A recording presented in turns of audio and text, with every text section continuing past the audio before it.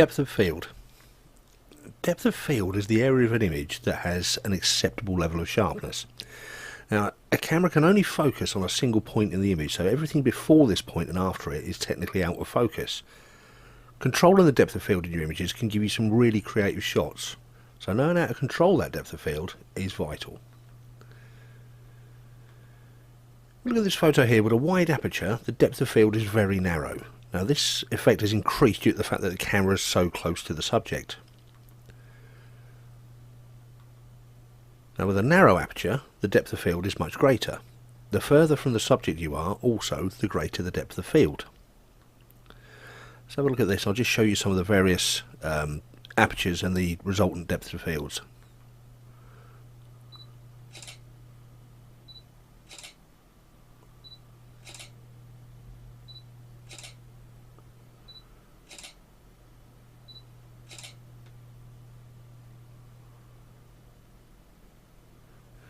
As you can see from that, every time you alter the width of the diameter of the aperture in your lens, the amount of your photo that remains in focus increases or decreases. So let's have a look at some more examples. So in this first image, the aperture is wide open. It's down to f2.8, which is as wide as that particular lens will go. And you can see that not even the whole of the subject is in focus, and the background is completely blurred.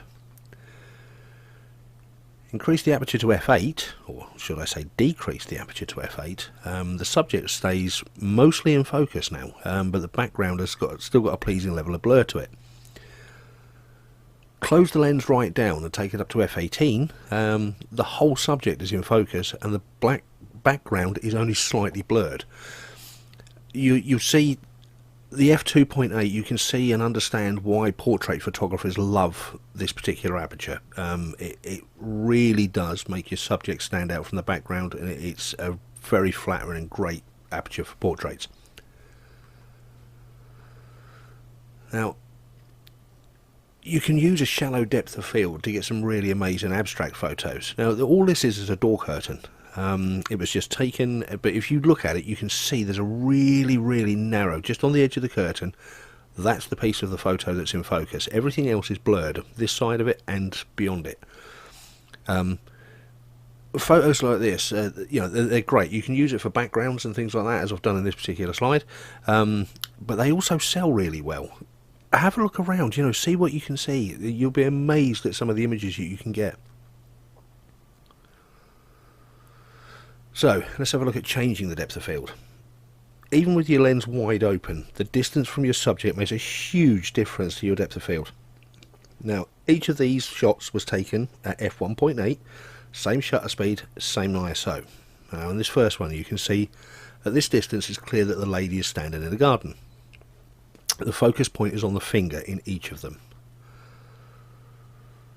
So we move a bit closer, and the details in the face start to drop off. Closer still, and the hand becomes the whole focus of the image. Closer again, almost all the detail is lost apart from that in the hand. And you move as close as your lens will allow and only have a vague impression of what's behind the focal point. Now, you can use this for all sorts of stuff. It's great for things like boudoir photography. It can selectively display certain parts of the body, allowing the model to maintain their modesty while hiding faces, or just hinting at shapes and curves, etc., as in the following.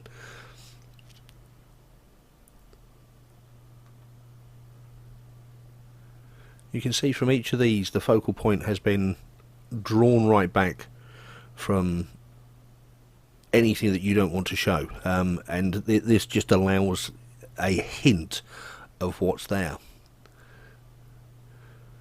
You can also use these techniques for product photography, macro, abstract, you name it. You just have to think a little creatively and practice. Practice. In the next session, we'll be looking at controlling your shutter speed and the effects that has on your image.